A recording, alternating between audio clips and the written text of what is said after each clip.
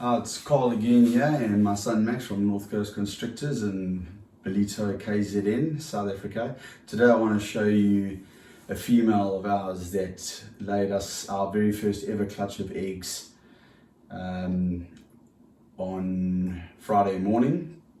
She is a fire lesser, and we paired her up to a lesser pinstripe spotnose male. So we're hoping for some blue-eyed leucisticus, but I'm going to go ahead and pull her out of her tub now and show you the female that gave us our very first clutch of eggs.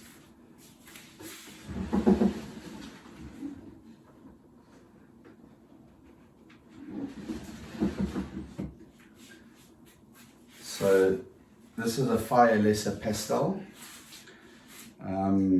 She's a bit small now. She gave us 4 eggs.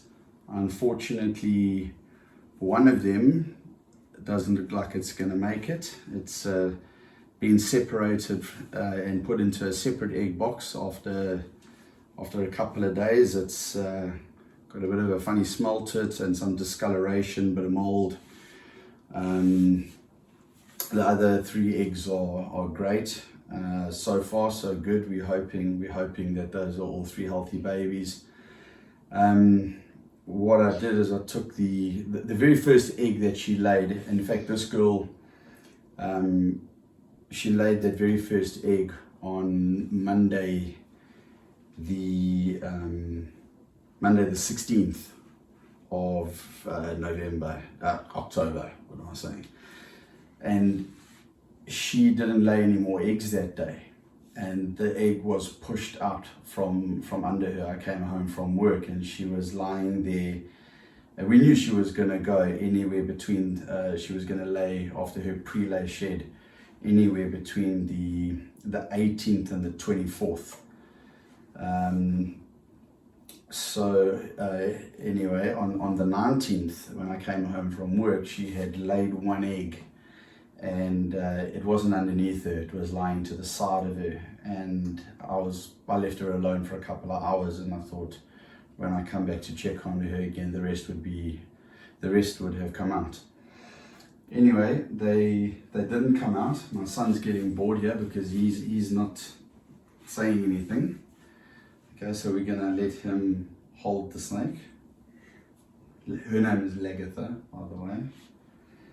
So what I did was we waited a while, and eventually, by the end of day 2, as a new breeder, and this is the advice there to any new breeders out there, you expect your first clutch of eggs to come out, and you're hoping everything goes well, and it's not always like that at all. That the top guys have got it down pat, their temperatures are correct, their humidity is correct.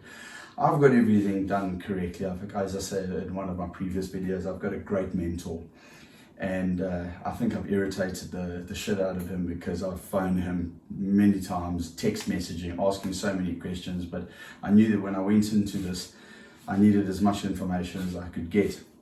So obviously with your first clutch of eggs, you are hoping for the best. The egg that you pushed out was not a slug. I candled it, a very powerful torch, held it over, I saw the veins, I saw the embryo, and I thought, okay, this is great, and I took it out straight away and I put it in an egg box, and I'll show you one of my egg boxes.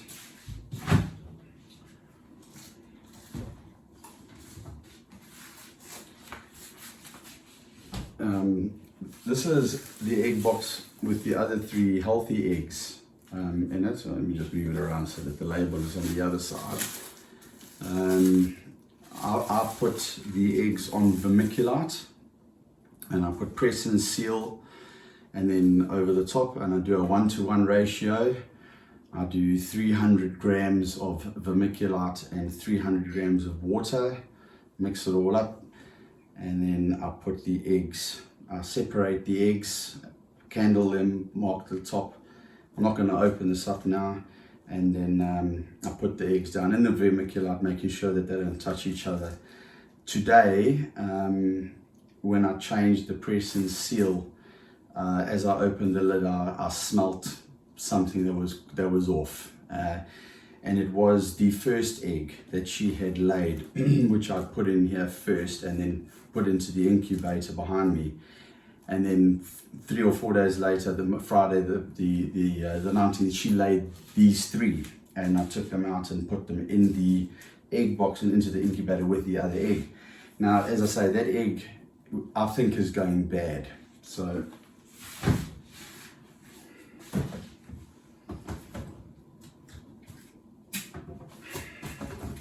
what I did, obviously, like most of you guys, probably jumped on YouTube and typed in good eggs, bad eggs, and all the keywords that you can find.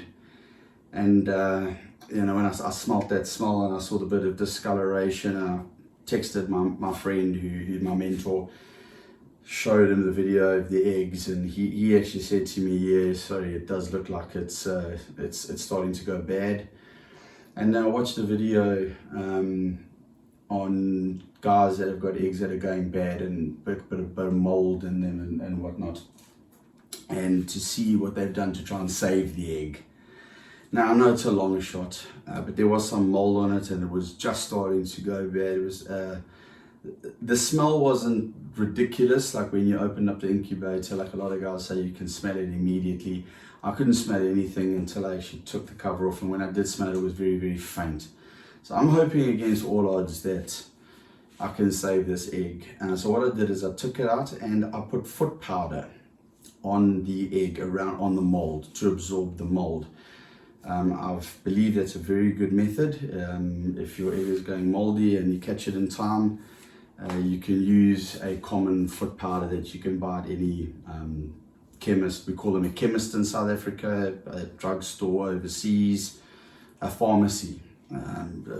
I used my coat of foot powder, and what I did is I sprinkled it all over the egg, rubbed it all around the egg, made sure I got it on all the mold, and I've put it in its own egg box, exactly the same as the others, vermiculite, 1-to-1 ratio, press and seal, put it back in the incubator, and I'm just gonna let it ride out for the next 55 days, or 50 days now, until we probably maybe see something. If it's gonna go bad, it's gonna happen. If it's gonna go really bad, it's not gonna make it. It's usually gonna happen in the first 2 weeks. So that's according to all the professionals that I've been watching. So I've separated it from the others, and it's gonna stay in this box until it either hatches or goes completely rotten and I'll throw it away. But let's hope that we get a miracle here, because this is the first egg that was ever laid. There's a bit of sentimental value, because that'll be the first snake. If it hatches and it hatches healthy, it'll be the first snake that we've ever produced. So I really wouldn't like this egg to go bad. Actually, I'm really hoping that it survives. Okay, so if you like this video, like and subscribe, hit the notification bell, share this video with your friends. This is Carl and Matt from North Coast Constrictors.